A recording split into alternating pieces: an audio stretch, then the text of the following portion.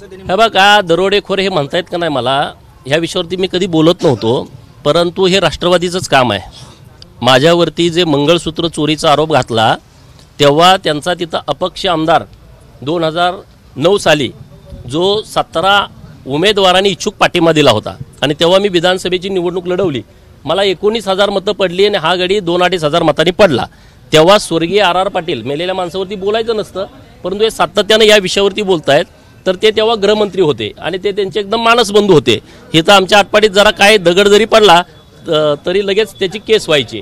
आता एका लग्नामध्ये मी त्या लग्न पत्रिकेतला प्रमुख पाहुणा होतो, लग्न पत्रिकेमध्ये माझं प्रमुख पाहुणे म्हणून नाव होतं आणि त्या लग्नामध्ये भांडणं झाली। जेव्हा भांडणं झाली तेव्हा मी स्वतः तिथं उपस्थित नव्हतो, मी 1 तास लेट तिथं आलो होतो, तरी सुद्धा माझ्यावरती केस घातली। हे राष्ट्रवादीचंच पाप आहे। आणि तेव्हा ह्या बिंडोक लोकांना माहीत नाही, मी 22व्या वर्षी सफारी गाडीतनं फिरतोय, तेव्हा तुमच्या चड्ड्या सुद्धा तुम्हाला नीट घालायला नव्हत्या। हे माझी पार्श्वभूमी लोकांना विचारून घ्या। आणि धनगराचा पोरगा आहे, असल्या चोऱ्या माऱ्या करायची आमची अवलाद नाही रे।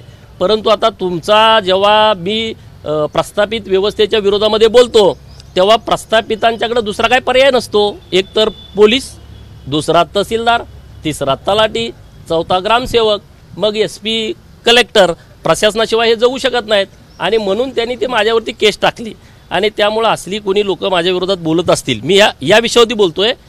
कार्यक्रमाला कुणाला बोलावणं कुणाला न, तो आमचा विषय आहे ना। तुम्ही कशाला एवढंच नको उतर कुठल्या गाडीत बसू, हा आमचा विषय। आम्ही तुम्हाला कुणाला बोलतो, तुमचे सगळे कार्यक्रम होतात, हा विषय आमचा आहे, समाजाचा विषय आहे। समाज ठरवलं कुणाला बोलवायचं, समाजाला वाटलं तुम्हाला बोलवायचं तर तुम्हाला बोलवतील। चला।